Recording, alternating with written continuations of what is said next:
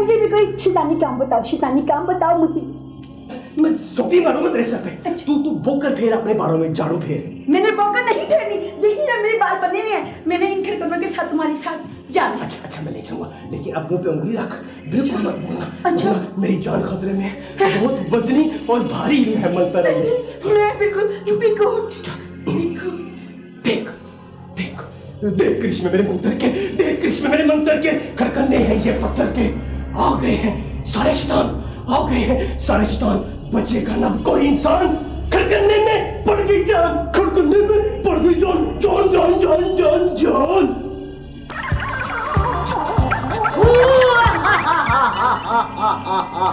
बम बम बोला, हाथ होला, बम बोला, ओए हाथ होला, बम बोला। मैं कह रहा हूँ हाथ होला। अच्छा अरे बिल बतौरे मुबारक हो, मुबारक हो। देख मेरा मंत्र कामयाब हो गया और खड़कना 450 साल के बाद अपनी असली हालत में वापस आ गया। अब इंसानों पर इसकी प्रैक्टिस करते हैं और इंसानों को गायब करते हैं। Follow me. आजा खड़कने, आजा आजा।